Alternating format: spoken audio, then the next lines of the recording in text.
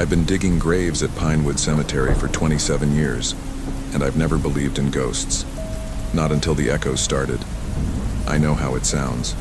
Like I've spent too many years alone with the dead. Like the isolation has finally gotten to me. But I'm not the only one who's heard it.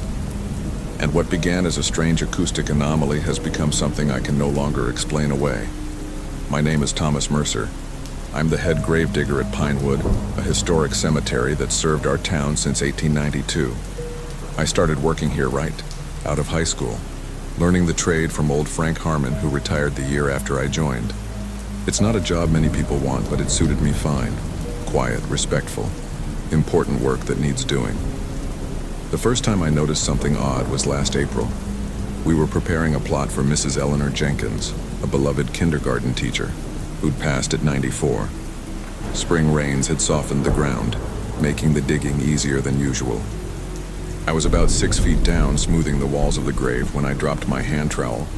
It fell with a soft plop into the thin layer of muddy water at the bottom of the grave. But the sound that came back up at me was wrong. The thud was delayed by maybe half a second, and it sounded deeper, more resonant, as if the trowel had fallen much farther than 6 feet. I thought nothing of it at the time. Just an odd acoustic effect, maybe caused by the water or the surrounding trees. A week later, I was digging another grave when I dropped a shovelful of dirt back into the hole. Again, the sound came back wrong. Delayed. Deeper. Like the earth was falling much farther than it should have been. Over the next few months, the phenomenon became more noticeable. Every sound made inside a fresh grave, a dropped tool, falling soil, even the scrape of the shovel, would return with an echo that didn't match what I was doing. The delay grew longer. The sounds became deeper, more hollow. I mentioned it to my assistant, Miguel. He'd noticed it too, but hadn't wanted to say anything. "It's like the graves are getting deeper than we're digging them," he said one afternoon, his voice low, despite us being alone in the cemetery. By midsummer, the echo had changed again. Now when soil hit the bottom of a fresh grave, the returning sound wasn't just delayed, it was different. Instead of a simple thud, we'd hear what sounded like cascading pebbles, or sometimes a soft whisper of movement that didn't match the falling earth. I told myself it was just the acoustics of the cemetery changing with the seasons. The way sound travels differently through humid summer air. The effect of nearby construction altering the landscape. I came up with a dozen rational explanations. Then I started hearing the voices. It began one evening in late August. I was finishing up a grave for a funeral the next morning. The sun was setting, casting long shadows between the headstones. I called out to Miguel, who I thought was still working nearby. "Almost done here." My words echoed back to me seconds later, but wrong. Distorted. "Almost here." The voice was similar to mine, but not quite right. Deeper, hollower, coming up from the freshly dug grave. I dropped my shovel and backed away. Miguel had left an hour earlier. I was alone in the cemetery. After that, it happened more frequently. Any time I spoke near an open grave, my words would echo back changed. Sometimes just fragments, sometimes with words rearranged, sometimes with words I never said. "Need to finish before dark" would return as "dark, need you finish." "Hand me that shovel" came back as "hand reaching, shovel you." I tried to record it once using my phone. The playback contained only my voice, no echo. But I heard it every time. The phenomenon wasn't limited to fresh graves anymore. Standing anywhere in the cemetery, if I called out, my voice would return seconds later from somewhere beneath the ground. Always altered, always wrong. Last week I was walking the grounds at dusk, marking plots for the next day's work. The cemetery was silent except for distant traffic and the occasional rustle of leaves. On impulse, I stopped near the oldest section and called out, "Hello?" 5 seconds passed, then 10. I had almost convinced myself I was being foolish when the response came rising from the ground all around me. "Hello, Thomas. We see you now." My name. They said my name. a name I hadn't spoken. I dropped my clipboard and ran to my truck. I didn't return until the next morning, and only then because we had a burial scheduled that couldn't wait. Miguel noticed my unease. When I finally told him what I'd heard, he didn't laugh or doubt me. Instead, he nodded slowly and said, "They spoke to me too. Last week they knew things, Thomas, things about my daughter, things nobody here knows. We've started working in pairs at all times now. We don't speak unless necessary and never directly address the graves. But the echoes continue. They're getting stronger, more coherent, more numerous, as if more voices are joining the chorus from below. Yesterday I was measuring a plot when I heard a clear whisper from the ground. We're coming up to meet you soon. I've given my notice. 2 more weeks and I'm done." Miguel is leaving too. The cemetery board thinks we're being ridiculous, but they haven't spent their days listening to the earth talk back. Whatever is happening at Pinewood, whatever lives beneath the graves we've dug all these years, it's found its voice, and now it knows our names. I don't know if the next gravedigger will hear them too. Part of me hopes they won't. But another part of me knows that what's down there isn't going to stop. Just because I'm no longer listening, the dead have something to say, and they're finding new ways to be heard. My grandfather was the groundskeeper at Oakwood Cemetery for 50 years before me. I grew up listening to his stories about the old graves and family plots. He knew every headstone, every tree, every patch of hallowed ground. When he died last month, I inherited his position and a sealed wooden box he made me swear never to open. "Some things are better left undisturbed," he told me on his deathbed, his voice barely a whisper. "Promise me you'll keep it safe, but never look inside." I promised, of course I did. What else could I say to a dying man? The box wasn't large, about the size of a shoebox, bound with 3 heavy iron locks. No keys were provided. I placed it on the mantel in my cabin at the edge of the cemetery grounds and tried to forget about it. For the first few weeks, I was too busy learning the job to think much about the box. Grandfather had left detailed notes about the grounds maintenance, which graves needed special attention, which families still visited their dead. Everything seemed normal enough, until I noticed the special maintenance instructions for Section E. Section E plots require additional care. His notes read, "Apply the mixture from the shed's locked cabinet to the soil monthly. Never miss an application. Never substitute ingredients." The cabinet contained dozens of glass jars filled with a foul-smelling liquid. No labels, just dates. The most recent was from 2 weeks before his death. In the back of the cabinet was a leather-bound journal with a recipe. Most ingredients were normal enough: lime, salt, certain herbs. But the final ingredient made my blood run cold. 7 drops of your own blood, freely given. I followed the ICU instructions, though it felt ridiculous. Cut my finger.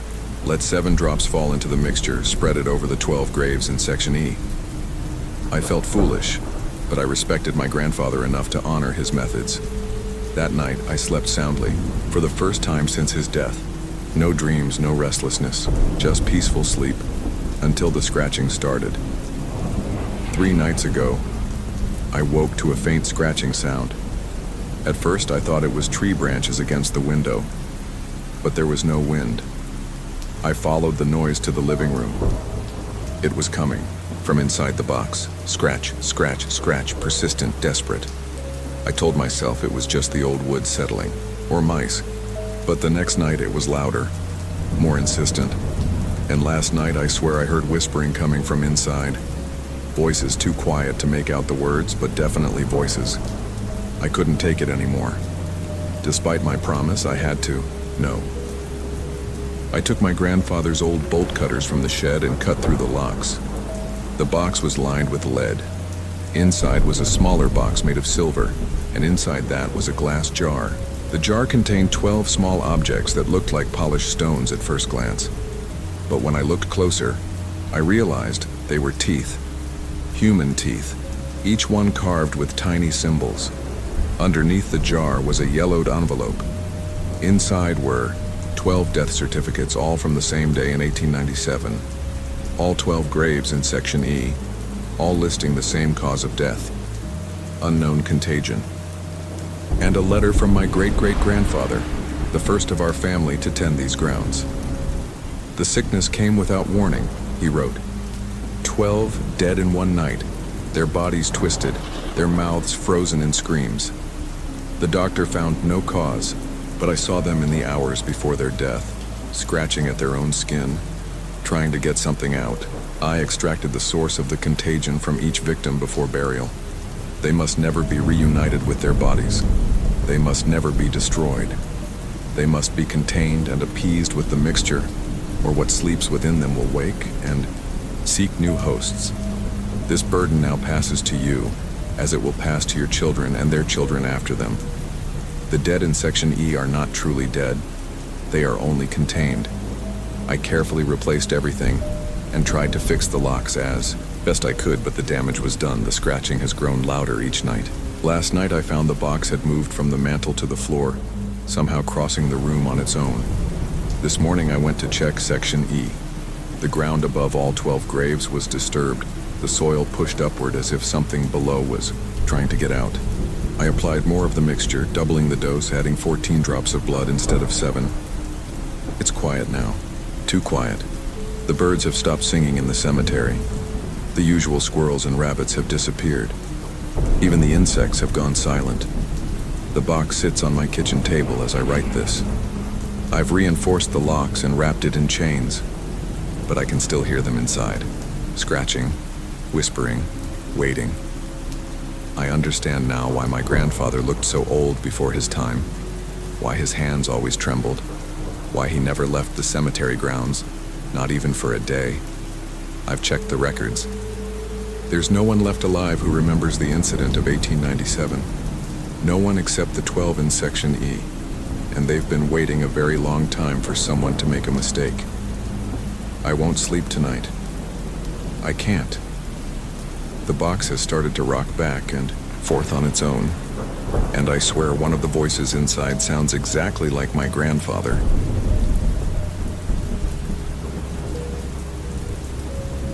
I know how this sounds, but I need someone to believe me. Every Friday at sunset, the same funeral happens at Oakwood Cemetery. The same exact funeral. Week after week. I'm not crazy. I'm the groundskeeper, and what I've seen is real. I've worked at Oakwood for almost 3 years now. The pay is decent, and I like the quiet. Most days it's just me, the trees, and the occasional mourner leaving flowers. Nothing unusual.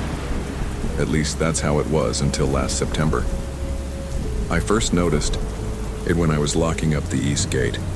A line of black cars pulled in right at sunset. Nothing strange about that. Funerals happen all the time. The procession was small, just 4 cars. The mourners all wore black, about 15 people total. The service was short, maybe 20 minutes. I didn't pay much attention, just waited for them to finish so I could lock up and go home. The next Friday, I saw the same cars pull in, again, right at sunset. I remember thinking it was a coincidence, maybe a family with multiple losses. But then I saw the mourners.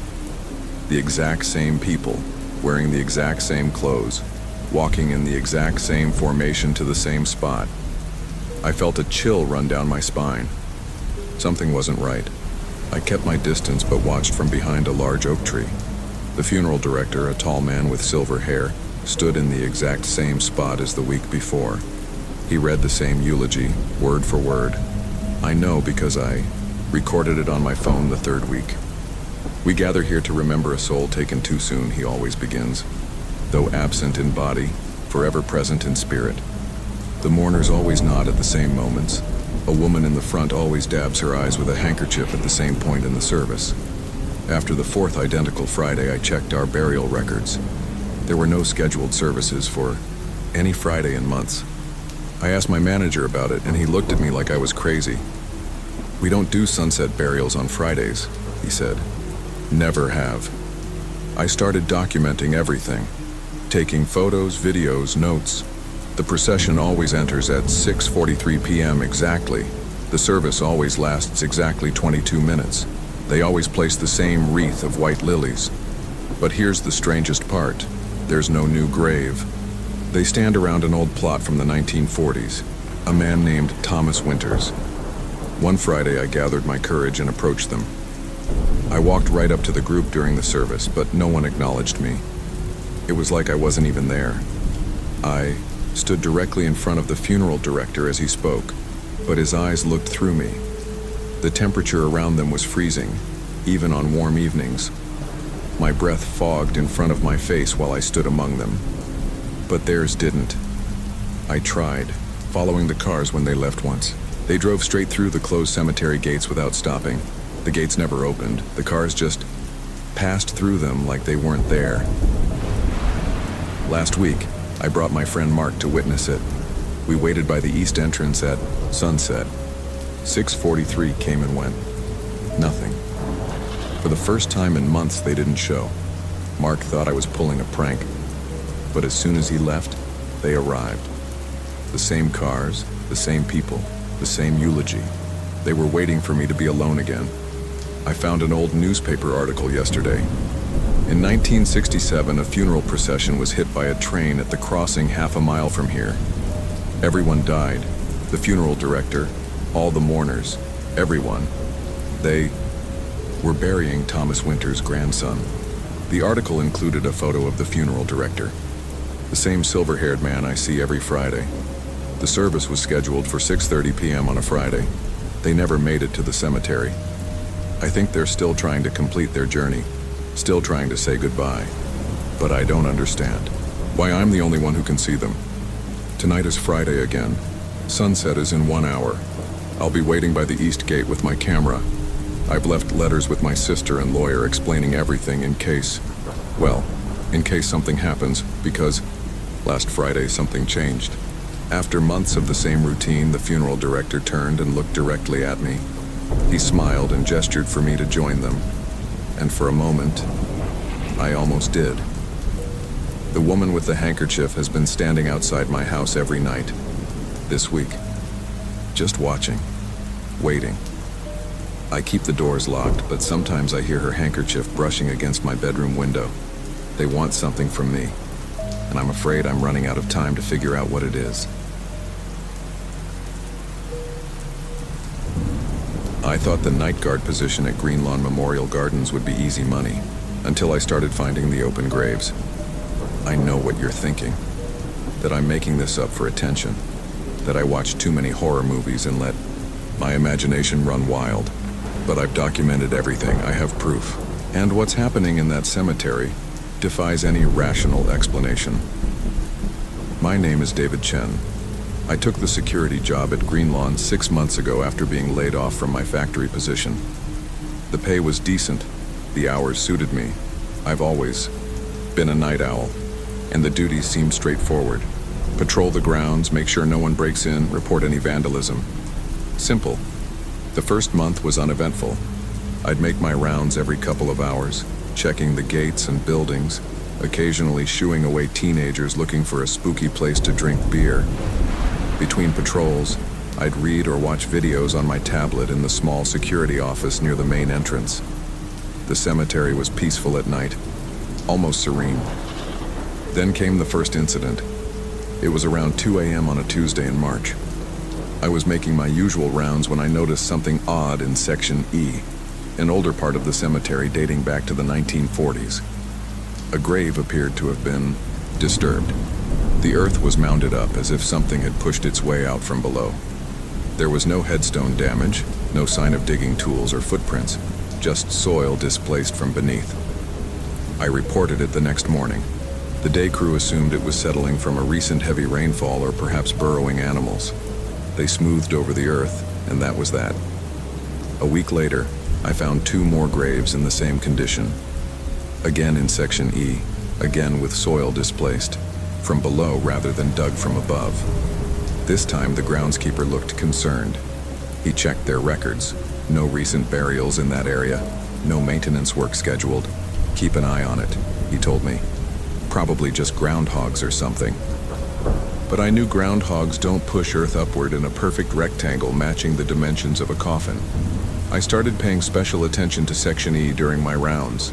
I even set up a small trail camera borrowed from my hunting buddy, positioning, it to watch over the area most affected. The first few nights captured nothing unusual, just the occasional raccoon or stray cat wandering between the headstones. Then, on the fifth night, the camera stopped working. When I checked it the next evening, the batteries were drained and the memory card was corrupted. All footage lost. That same night, I found 5 graves disturbed, all in Section E, all showing the same pattern of earth pushed upward from below, and something new, faint impressions in the grass leading away from the graves. Not quite footprints, more like drag marks, as if something heavy had been pulled across the ground. The marks led to the cemetery's eastern fence line, then stopped. The fence was intact, no signs of anything going over or under it.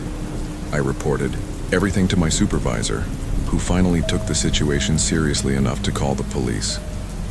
The officers who responded were professional but skeptical. They took photos, checked for signs of vandalism, and ultimately filed a report classifying it as unusual ground disturbance, possible animal activity.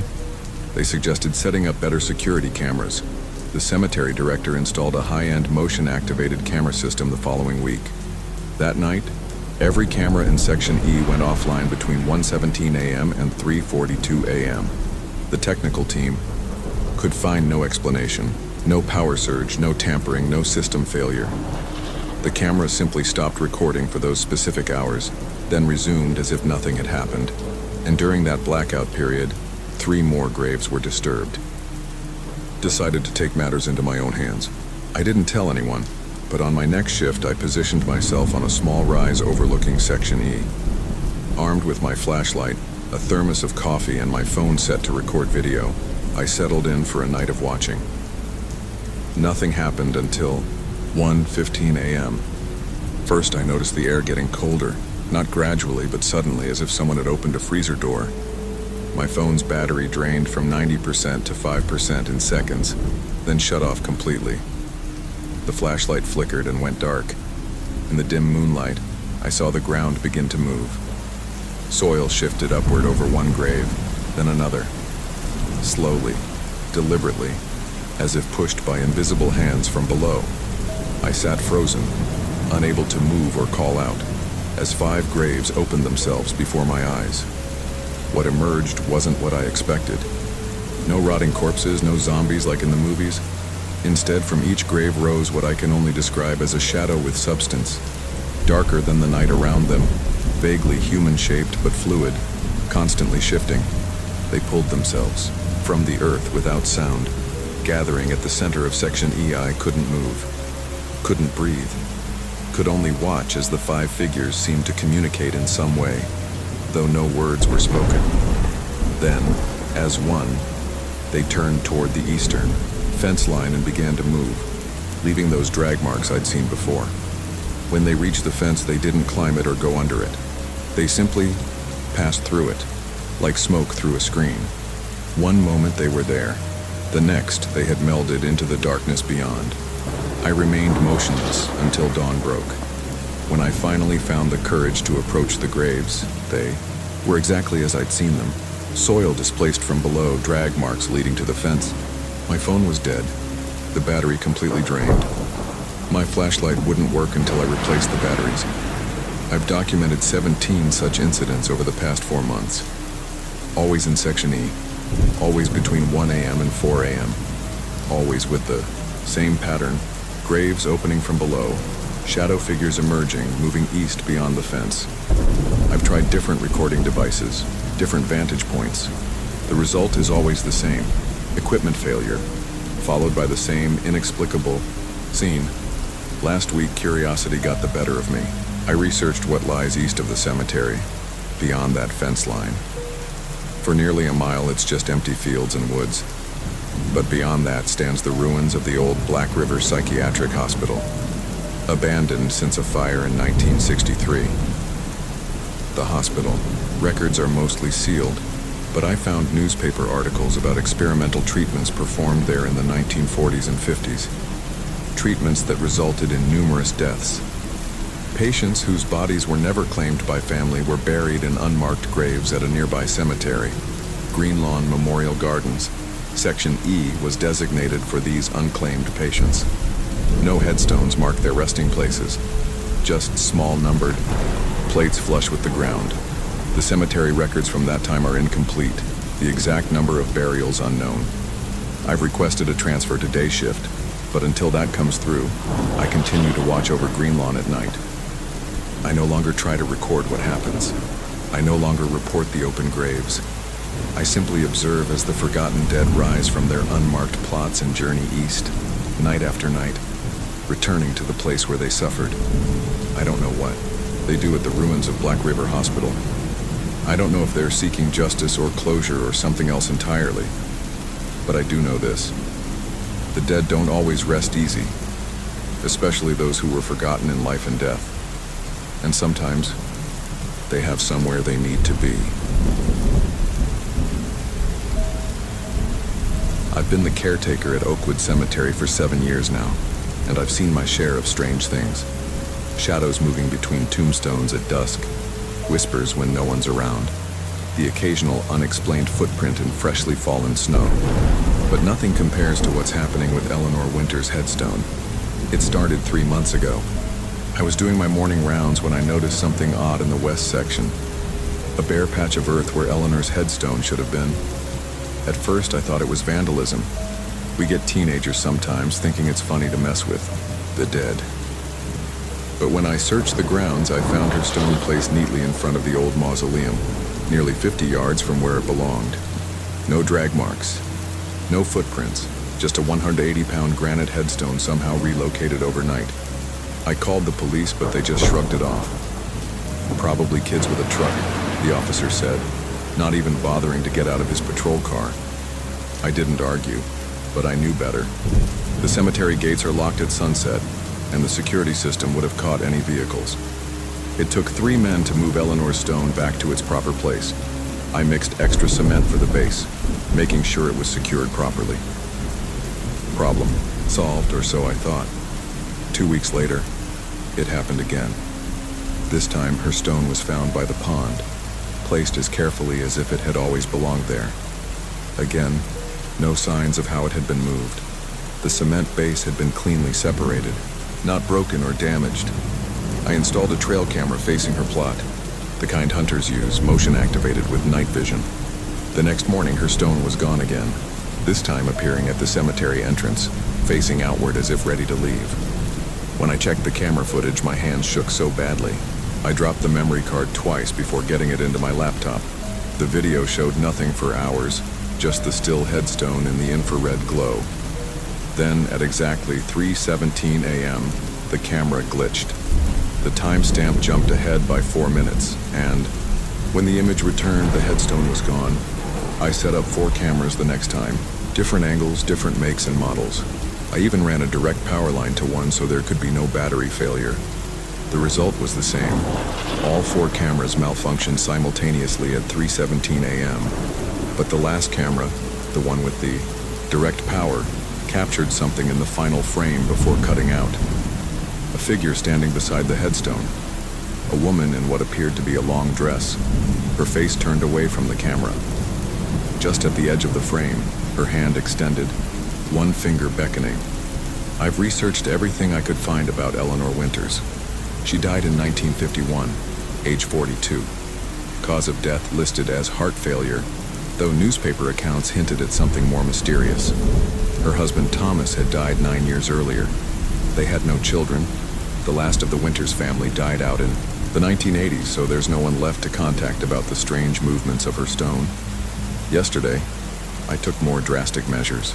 I dug down 6 feet at the base of her headstone and poured a solid concrete foundation, reinforced with steel rebar. The stone itself I secured with industrial strength epoxy and metal brackets. It would take heavy machinery to move it now.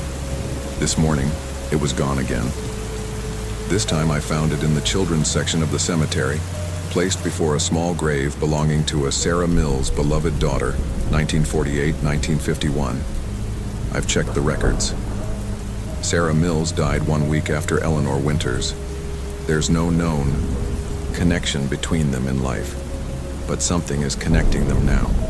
I've reset Eleanor's stone again, this time without any special reinforcement. What's the point? She'll move it if she wants to. but I've set up 8 cameras around the cemetery covering every section. If she's trying to tell me something by visiting different graves, I need to understand the pattern. Last night I stayed, in my truck at the cemetery, determined to see for myself. I parked with a clear view of Eleanor's plot and fought to stay awake. Sometime after 3 a.m. I must have dozed off for just a moment. When I jerked awake, there was a woman standing outside my truck window. She wore a blue dress from another era, her hair styled in a way that hadn't been fashionable for 70 years. Her face was pale, her eyes dark and intent. She raised one finger and beckoned to me, then turned and walked toward the cemetery gates. I didn't follow. I couldn't make my body move. When I finally worked up the courage to step outside, she was gone, and so was Eleanor's headstone. I still haven't found it today, but I did find something else. A small wooden box placed on my office desk, though the office had been locked all night. Inside was a child's hair ribbon and a folded note written in faded ink. She wasn't my daughter in life, but she is my daughter in death. Help me find the others. They've been separated too long. I don't know what Eleanor wants me to do. I don't know how many others there are or how I'm supposed to find them, but I know her headstone will keep moving until I figure it out. Tonight, I'll follow if she beckons. God help me, but I'll follow.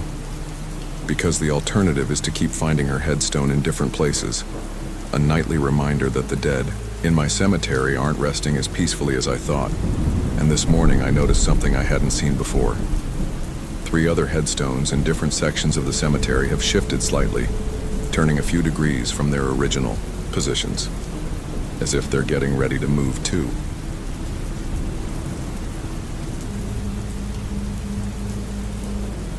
I've worked at Oak Ridge Cemetery for almost 7 years now, but I still can't explain what happened that night. I know how it sounds. Like I imagined the whole thing. Like I fell asleep on the job and dreamed it up. But I was wide awake. And what I saw was real. Even if it doesn't make any sense, I'm a groundskeeper at the cemetery. My job involves maintaining the grounds, preparing sites for burials, and occasionally working late to finish up landscaping projects. Nothing glamorous, but I've always found a strange peace working among the dead. They're quiet neighbors, at least most of the time. That night in October, I was working late finishing up some plantings near the chapel. The sun had set hours ago, but I wanted to get the bulbs in before the forecasted rain. Just me, my headlamp, and the occasional hoot of an owl for company. I first noticed something odd when I saw lights flickering in the old section of the cemetery. This area dates back to the 1840s, with weathered headstones and ornate family plots surrounded by wrought iron fencing. We rarely have burials there anymore. Most of the plots have been filled for generations. At first I thought it might be teenagers with flashlights. We get them sometimes looking for thrills or trying to record ghost videos for social media. I grabbed my radio to call security, but then I realized the light wasn't harsh like flashlights. It was softer, warmer, like lanterns or candles. Curious, I made my way through the newer sections toward the old grounds. As I got closer, I could hear voices, soft murmuring and what sounded like someone reciting something in a measured tone. A prayer, maybe. I turned off my headlamp as I approached. I didn't want to startle anyone if it was a family paying respects, though midnight visits weren't exactly common. What I saw when I reached the crest of the small hill made me freeze in my tracks. There was a funeral in progress, a full funeral service happening at nearly midnight with no prior notification to the cemetery staff. At least 20 people stood in a perfect circle around a freshly dug grave. The hole gaped dark in the earth, a casket suspended over it, on the lowering straps. The mourners were dressed oddly. The men wore high-collared black suits with watch chains. The women were in full-length black dresses with high necks and tight sleeves. Several wore elaborate black hats with veils. In the center stood a tall man in clerical garb reading from a small book, his voice a low drone I couldn't quite make out. The entire scene was illuminated by 4 wrought iron stands holding oil, lanterns casting everything in a flickering amber glow. My first thought was that it must be some historical reenactment society. We'd had them before, history buffs commemorating the anniversary of someone notable buried in the old section. But we always knew about those events in advance, and they never involved actual open graves. I stepped forward, about to announce myself, when the minister stopped speaking. Every head turned toward me simultaneously, with an unnatural coordination that sent ice through my veins. They didn't look surprised to see me. They didn't look angry at the interruption.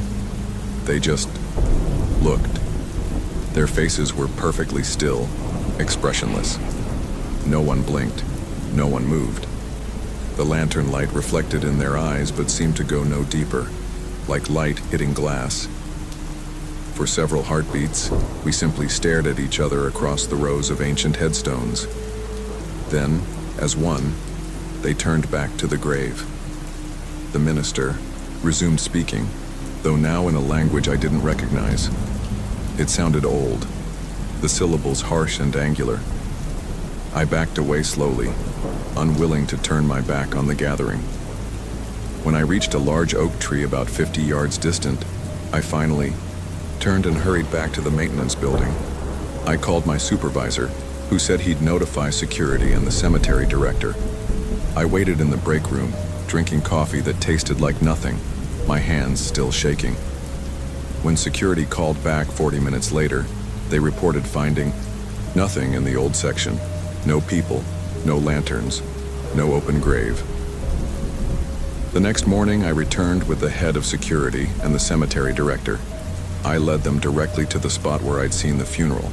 The ground was undisturbed, no sign of a grave having been dug. The dew on the grass was unbroken except for a single set of footprints, mine from the night before, leading up to the site. But my track stopped abruptly at the edge of an unmarked plot. The dew-covered grass showed no sign of my retreat, no sign of my standing there watching the impossible funeral. Just my approach, and then nothing. The director checked the records. The unmarked plot belonged to the Hargrove family, purchased in 1873. According to the ledger, the last burial there was in 1894, a young woman named Eleanor Hargrove who died at 19. The cause of death was listed simply as unknown malady. I've requested not to work nights anymore. My supervisor was understanding, though I could see the doubt in his eyes when I explained why. Sometimes during daylight hours, I walk past that section of the cemetery. Everything looks normal, peaceful, but occasionally when the wind is still and the cemetery is quiet, I catch the faint scent of oil lamps and hear what might be voices, just at the edge of hearing. And sometimes, I feel eyes watching me from somewhere I can't quite see. I don't know what I witnessed that night. A glimpse through some tear in time, spirits reenacting their own burial, or something else entirely. All I know is that in Oak Ridge Cemetery, not all the residents rest quietly, and some of them notice the living who walk among them.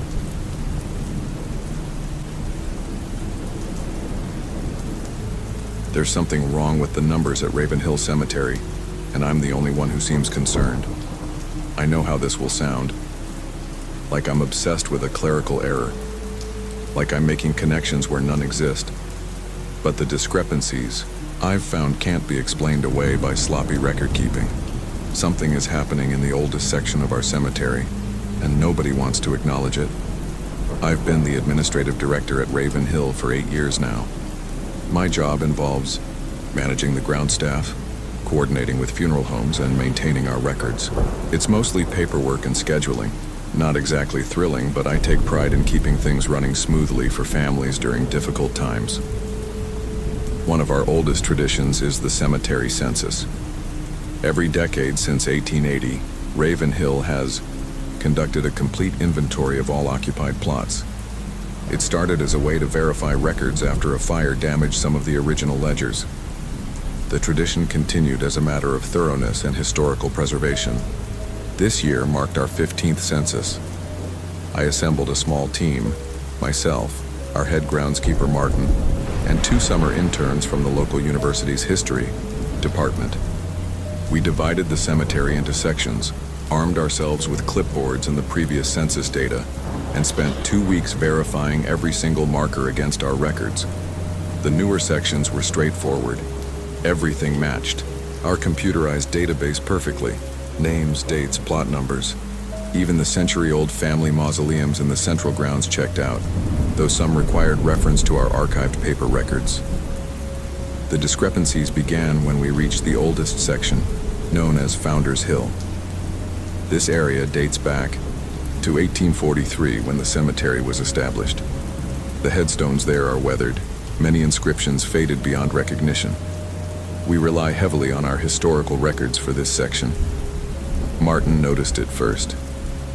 "This doesn't make sense," he said, frowning at his clipboard.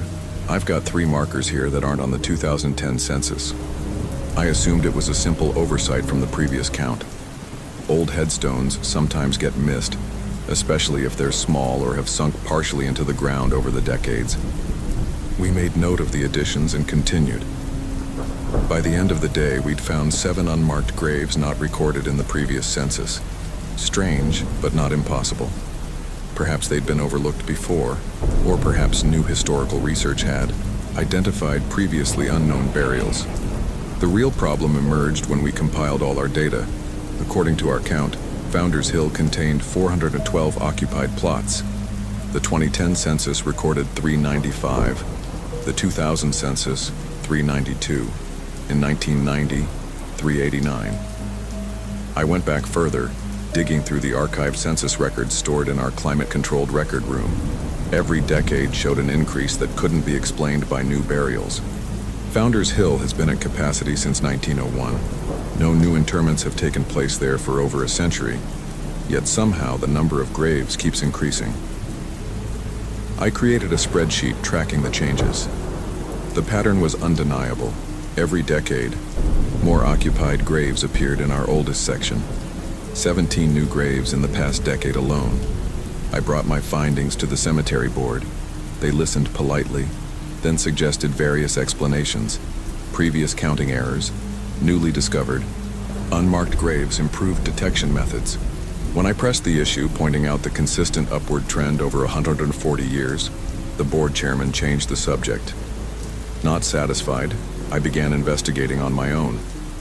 I compared old maps of the cemetery with current ones. The boundaries of Founders Hill haven't changed. I researched local history for any mention of mass reburials or relocated graves. Nothing. Then I started examining the new graves themselves. Most were unmarked or had illegible headstones, but 3 had partially readable inscriptions. One appeared to be for a child named Elizabeth or Eliza, died 1857. Another for someone with the surname Blackwood, date unreadable. The third simply had the initials GW and what looked like 18 for the year. I searched our oldest records for these names. Nothing. These people weren't in any of our burial ledgers. It was as if they had never been interred here, until suddenly they were. Last week, I made a disturbing discovery. In the cemetery's main office, we keep a large map showing all plots and their occupancy status. I was updating it with our census results when I noticed something odd about Founders Hill. The section appeared slightly larger than on previous maps. Not dramatically, perhaps 10 feet wider on the eastern boundary, but enough to be noticeable when compared directly with the old map. I took a measuring wheel out to the grounds and walked the perimeter of Founders Hill. According to our official records, the section should be approximately 1.8 acres. My measurements came out to just over 2 acres. Somehow Founders Hill is growing. I've tried to discuss this with Martin, but he now avoids the topic. When I mentioned the expanding boundaries, he made an excuse about needing to check the irrigation system and walked away. The board chairman hasn't returned my calls. Even the interns seem uncomfortable when I bring it up. Yesterday, I went to Founders Hill alone, armed with the oldest map we have, a hand-drawn layout from 1879. I wanted to locate the original boundary markers, 4 stone pillars that once marked the corners of the section. I found 3 of them easily enough, weathered, but still visible. The 4th should have been at the northeastern corner. It wasn't there. After searching the area, I finally found it, 20 feet beyond where it should have been, partially sunken into the ground as if it had always been there. As I stood there, trying to make sense of what I was seeing, I noticed a fresh mound of earth nearby. Not freshly dug. There had been no burials in this section for over a century, but the ground seemed slightly raised, as if the soil had been disturbed from below. There was no headstone, no marker, just disturbed earth in a rectangular shape approximately 6 feet long. I didn't include this in my official census report. Some things are better left undocumented, but I've started keeping a personal record. Every week, I walk the perimeter of Founders Hill with my measuring wheel. Every week, the numbers grow slightly larger. Every week, I search for new disturbances in the soil. And every week, I find them. Whatever is happening at Raven Hill Cemetery, one thing is clear. Our census doesn't just count the dead. It counts those who have somehow found their way here, long after they should have been laid to rest.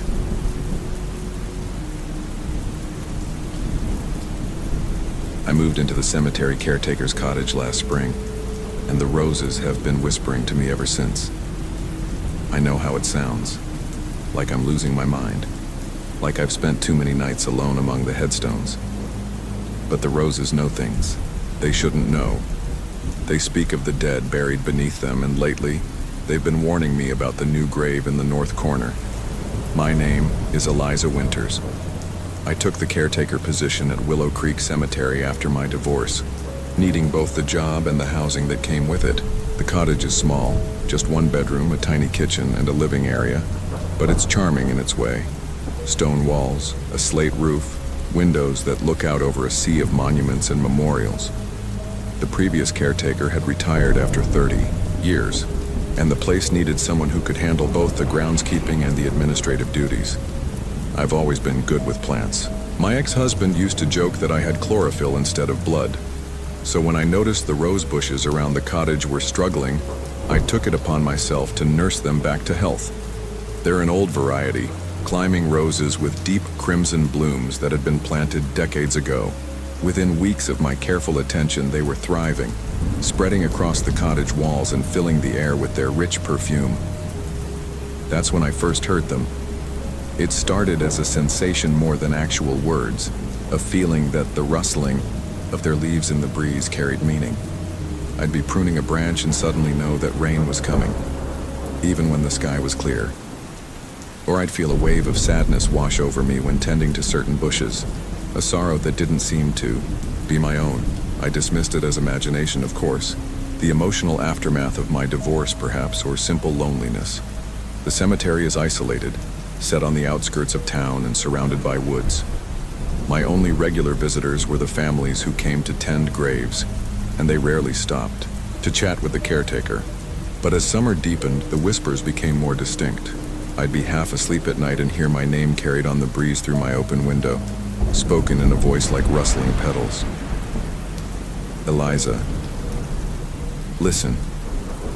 One morning in July, I was deadheading the roses along the east wall when I clearly heard a woman's voice say, "Margaret misses her locket."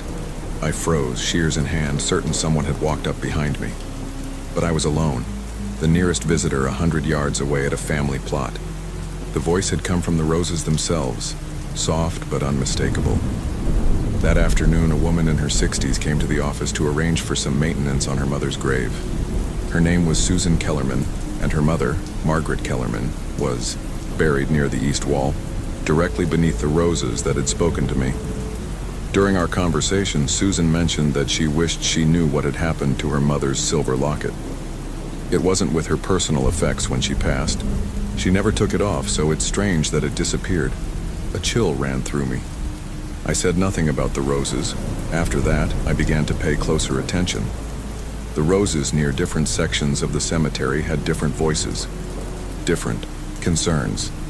The bushes near the children's section spoke in whispers that sounded like laughter one moment and tears the next. Those near the military grave stood straighter, their voices more formal, often speaking of places far away and comrades long missed. I started keeping a journal, recording what the roses told me. Most messages were personal, fragments of lives once lived, names of beloved pets, memories of first kisses, regrets over arguments never resolved. Occasionally, they would mention items lost or misplaced, A wedding ring buried with the wrong hand folded over it. A veteran's medal that should have been included in his casket, but was kept by a jealous relative. I found myself becoming a peculiar kind of messenger. When families visited, I would find ways to casually mention these things. You know, many people like to place special items on the right side of the headstone. I might say to someone who had just placed flowers on the left, the side where, according to the Roses, their departed mother had always preferred her gifts. The gratitude in their eyes when these suggestions resonated with them was its own reward. I never explained how I knew. Who would believe me? By autumn, the Roses and I had developed a relationship of sorts. I cared for them with even greater devotion, and they continued to share their secrets. I learned which graves were visited only, for show the mourners feeling obligation rather than grief. I discovered which departed souls were still watched over by loved ones who couldn't bear to visit in person, but who came at night to stand at the cemetery gates, sending their thoughts and prayers from a distance. Then, in October, a new grave was dug in the north corner. This section was rarely used anymore. The soil there is rocky and difficult to excavate, but a family had specifically requested the plot, as they owned several adjacent spaces purchased generations ago. The deceased was a man named Robert Thorne, aged 72. His funeral was small, just a handful of attendees, none of whom seemed particularly grief-stricken. I didn't think much of it until that night when the Roses began to stir with unusual agitation. "Wrong," they whispered as the wind picked up. "Wrong one. Not him. Not him." I tried to make sense of their distress. "What do you mean, not him?" The roses along the north wall trembled, their few remaining autumn blooms shaking loose in a shower of crimson petals. Box empty, box empty. He walks, he watches. A cold dread settled in my stomach. I told myself it was nonsense, that I'd finally gone too far in my fancy, hearing meaning where there was only the random rustling of plants in the wind. Yet I found myself walking to the north corner with a flashlight, drawn to Robert Thorne's fresh grave. The earth looked undisturbed, the flowers from the service still fresh upon it. Nothing seemed amiss. I was turning to leave when my light caught a movement at the edge of the woods that bordered that section of the cemetery. A figure stood there, tall, thin, watching me. When my light found it, it stepped back into the trees and was gone. I reported the incident to the police as a possible trespasser, but they found nothing.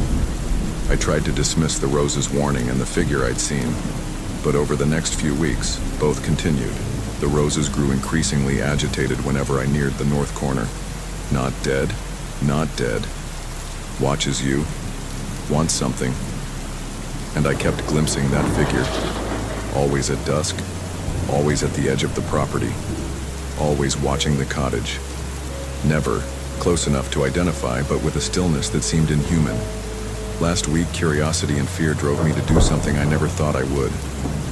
After midnight, I took a shovel to Robert Thorne's grave. I told myself I was just going to turn, over a little soil just enough to confirm that the ground was solid, the casket undisturbed below. The earth gave way too easily. 3 feet down, I found not a casket, but a layer of wooden boards covering an empty space. The casket was gone, if it had ever been there at all. I filled in the hole and went straight to the county records office the next morning. Robert Thorne's death certificate listed his cause of death as heart failure, the body identified by a second cousin who was his nearest living relative. The same cousin who had insisted on the plot in the north corner, who had arranged a closed casket service, who had paid for everything in cash.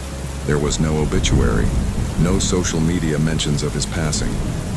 When I searched news archives for his name, I found only one relevant result, a small article from 15 years ago about a local man, Robert Thorne, who had gone missing while hiking and was presumed dead after an extensive search found only his abandoned car and a trail of blood. They never found his body. I don't know what game is being played here. I don't know if the man buried or not buried in my cemetery is the real Robert Thorne, or someone using his identity. I don't know why someone would fake a burial or who the figure watching from the woods might be. But the Roses know. They whisper constantly now, their voices urgent even as they drop their leaves for winter. They tell me to lock my doors, to watch the north corner, to beware the man who isn't dead. And last night, as the first snow fell, I saw footprints leading from the woods to my cottage door.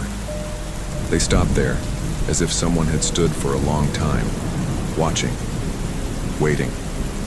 The roses have gone silent with the coming of winter, and I've never felt more alone.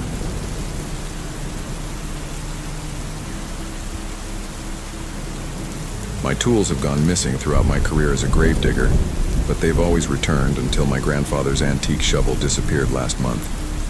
This morning it was back, leaning against my shed, freshly used, with soil samples that don't match any plot in our cemetery. I've been digging graves at Oakwood Cemetery for 17 years. It's a family tradition. My grandfather dug here for 42 years and my father for 31 before me. We've always used the same tools, passed down through generations. The most prized among them is a hand-forged shovel from 1887 with a hickory handle worn smooth by decades of use and a blade that's been sharpened so many times it's narrower than when it started. Grandfather claimed the shovel was special. It knows the difference between consecrated ground and not, he'd say with a wink. It'll guide your hands if you let it. I always thought it was just superstition, the kind of folklore that gets attached to old tools.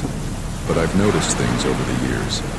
How the shovel seems to cut through certain soils with unusual ease. How sometimes it feels almost weightless in my hands and other times heavy as lead. How it occasionally vibrates slightly when placed on certain patches of ground, like it's humming to itself. Tools go missing in this job.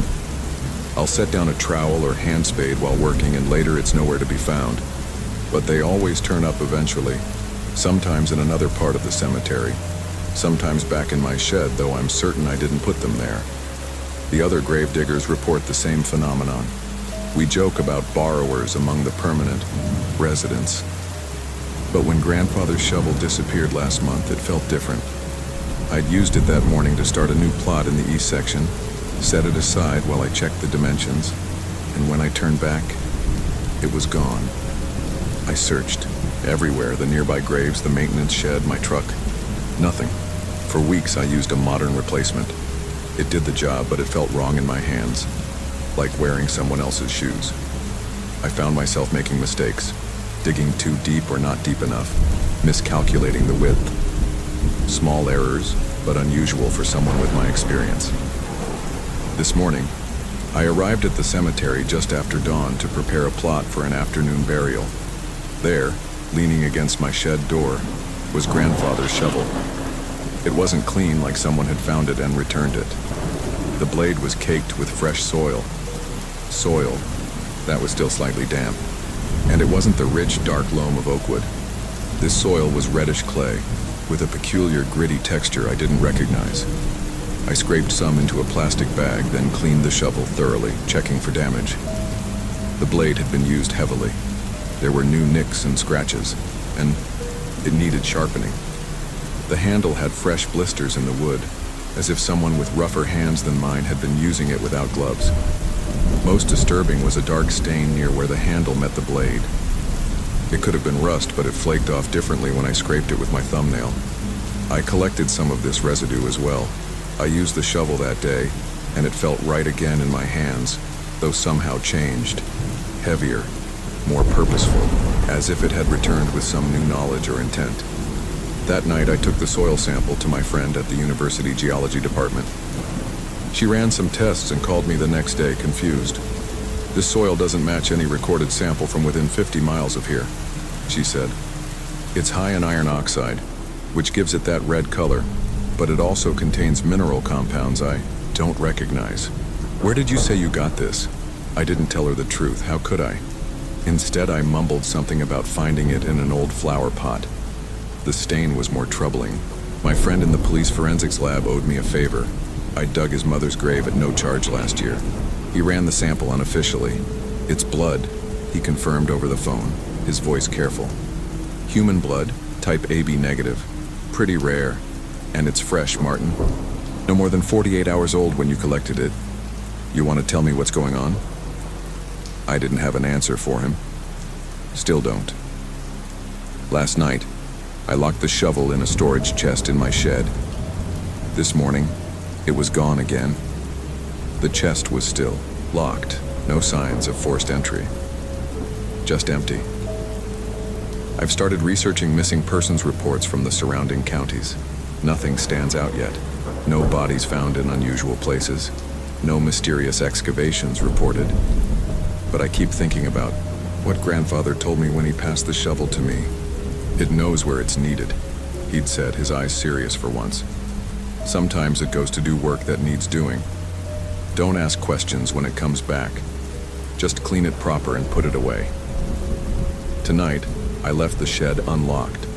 I placed a small GPS tracker inside the handle of a different shovel, one that looks similar enough in the dark. And I've set up a motion-activated camera facing the tool rack. Part of me hopes the shovel stays gone this time. But another part, the part that's dug hundreds of graves and knows the weight of the earth better than most, is curious. What work is so important that tools would borrow themselves? And who or what is doing the borrowing? I've been a gravedigger all my life, but I'm starting to wonder if I've been digging for the wrong reasons.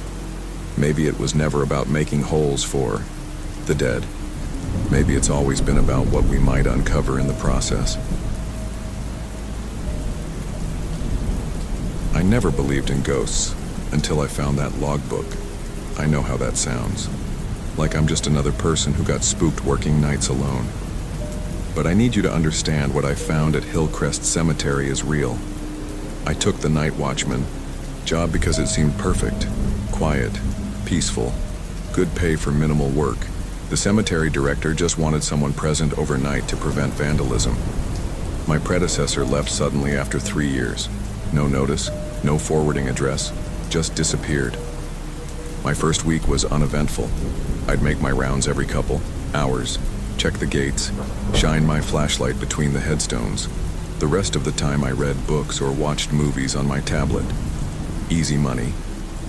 Then I found the logbook. It was wedged behind the filing cabinet in the security office. Standard issue, black cover, spiral bound. The kind security guards use to record incidents. I figured it belonged to the previous watchman, so I opened it out of curiosity. The first entries were mundane. 10:15 p.m., all quiet. Gate secure. 2:30 a.m., raccoon by the east wall. Nothing unusual for months. Then the tone changed. April 17th. Saw someone walking between the Palmer and Henderson plots at 1:20 a.m. Called out, but they didn't respond. Searched the area, but found no one. All gates still locked. April 19th. Another visitor tonight. Elderly man in dark clothes, standing by the Whitmore Mausoleum. When I approached, he walked behind the structure. By the time I reached the other side, he was gone. Searched for 20 minutes. No trace. The entries grew more frequent, more detailed, more disturbed. April 27, 3 visitors tonight, a woman and 2 men. They were gathered around the fresh grave in Section C. They weren't speaking, just standing there in the moonlight. I called out. They looked up simultaneously but didn't move. I radioed for backup, but when Officer Reeves arrived 15 minutes later, they were gone. He thinks I fell asleep on duty. May 3rd. The visitors are coming every night now. They enter the cemetery, but I never see them leave. I've checked the security cameras. Nothing shows up on the footage. Am I losing my mind? The handwriting became increasingly erratic as the entries continued. Pressure marks on the page. Ink blots where the pen had lingered too long. May 10th. The shadows move wrong. They stretch in directions opposite the moonlight. They gather in places where they shouldn't be. I've started keeping track, mapping their movements. There's a pattern forming. May 15th. I followed one tonight. The shadow of a child that moved without its owner. It led me to the oldest section of the cemetery. The headstones there date back to the 1700s. Many are too weathered to read. The shadow disappeared at a small grave marked only with the initials EH. When I returned to the office, my keys were on the desk. I had them in my pocket. I know I did. The entries became shorter but more frequent. Sometimes multiple per night. May 18th, 11:45 p.m. Something is tapping on the office window. There's nothing there when I look. May 19th, 2:30 a.m. The tapping is back. 3 quick taps. Pause. 3 slow taps. Repeat. May 19th, 4:15 a.m. Found muddy footprints inside the office. Small, like a child's. They start in the middle of the room and lead to the wall. Then nothing. The final week of entries was almost illegible, written in a shaky, frantic hand.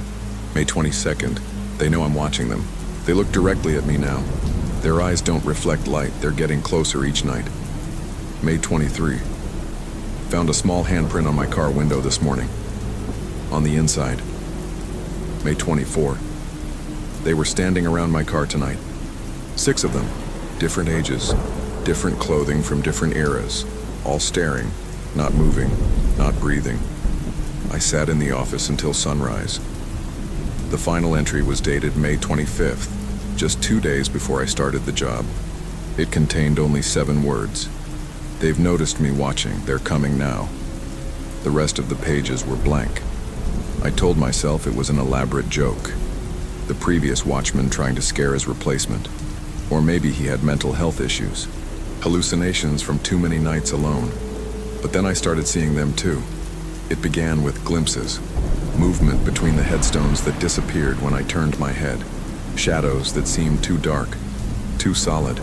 The feeling of being watched. Last night I saw a woman in a long dress standing by a fresh grave in Section C. When I called out, she turned slowly.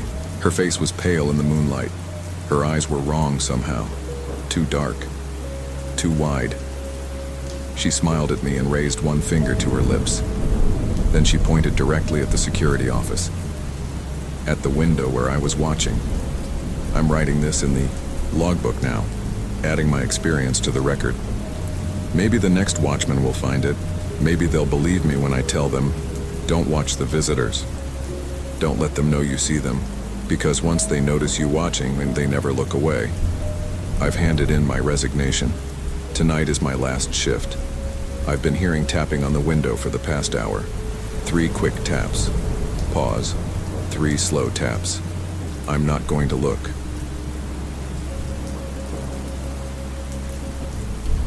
I never believed in ghosts until I started working at Oakwood Cemetery. I'm just a data entry clerk, hired to digitize the old visitor logs. Nothing special about me, except that I'm the only one who noticed the pattern. The cemetery chapel has kept visitor logs since it opened in 1873. Leather-bound books filled with elegant signatures, dates, and sometimes short messages to the departed. My job was simple: scan each page and enter the data into our new system. The first few weeks were boring. Thousands of names, dates, all blurring together as I typed. I developed a rhythm, barely looking at the names anymore. Just scan, type, next page. Until I saw it. The name Elizabeth Caldwell, signed on June 17, 1891. The handwriting was distinctive, with a peculiar loop on the E and a flourish under the signature. I only noticed because my grandmother wrote the same way. 2 days later, I found Elizabeth Caldwell again. Same handwriting, same flourish. But this signature was from June 17, 1911. Exactly 20 years later. I thought it was a coincidence. Maybe a daughter named after her mother. But the handwriting was identical. Not similar. Identical. Every curve, every pressure point in the ink. I started paying closer attention. Found her again in 1931, and 1951, and 1971. Every 20 years on the same date, with the same handwriting. The last entry was 2011. I checked the cemetery records. Elizabeth Caldwell died on June 17, 1891. She was buried in the north section, plot 423. According to our records, she's been dead for over a century, yet somehow she's been signing our visitor book every 20 years on the anniversary of her own death. Once I knew what to look for, I found others. Thomas Winters, Margaret Shaw, William Porter, dozens of them, all following the same pattern. all signing on the anniversaries of their deaths every 20 years, in handwriting that never changed. I showed my supervisor, but he laughed it off. Families often have similar handwriting, he said, and they come to pay respects on death anniversaries. Nothing strange about that, but it wasn't just similar handwriting. It was identical, and some of these families had died out completely, with no living descendants. I started staying late, going through the books after hours. That's when I noticed something else. Some signatures had small notes beside them. Elizabeth's always wrote, "Still waiting for him."